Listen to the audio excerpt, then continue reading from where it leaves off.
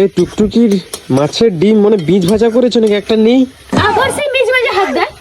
আরে কি হলো, একটা বীজ ভাজা নিবো না? কথা বললে কথা শোনো। কি? বীজ ভাজা নিতে এসছো যে তুমি? কেন? আমি তোমাকে কি বলেছিলাম? কি বলেছিলে? বললাম একটা গ্যাস নিয়ে আসবে তো। উনুন ভেজা, দেখো ধোঁয়া হচ্ছে, আমার চোখ দিয়ে জল পড়ছে। বুঝতে পারছো কি অবস্থায় আমি এখানটায় কাজ করছি? আমি বলে না রান্না করে ধরছি না, নাক দিয়ে সর্দি একদম বেরিয়ে যাচ্ছে। আমি বলে কি কষ্ট দিয়ে রান্না করছি, আমার চোখ পুরো ছানা হয়ে গেল, দিয়ে ধোঁয়া এপাশ থেকে ওপাশে বেরিয়ে যাচ্ছে। কি কষ্টে আমি রান্না করছি এ ভেজা উনুনে, সেটা একমাত্র আমি জানি। তুমি কি বুঝবে?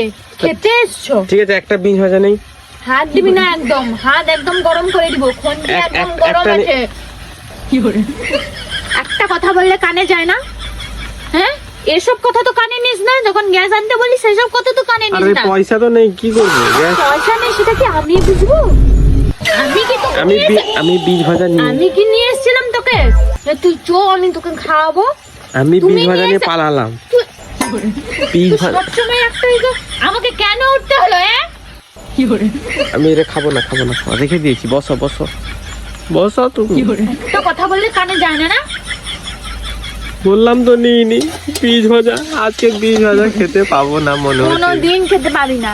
যেদিন গ্যাস নিয়ে আসবে, রান্না হবে, সুস্থ হবে, রান্না করে দেবো, সেদিন খাবি। আমার চোখ দিয়ে অর্ধেক জল পড়ে খাবো না, আমি চললাম। যাও না, যাও। কে কোথায় যাবে? যাও না, কে খাওয়াবে তোমাকে? আজকে দুপুরে কে খাওয়াই আমি শুধু দেখবো।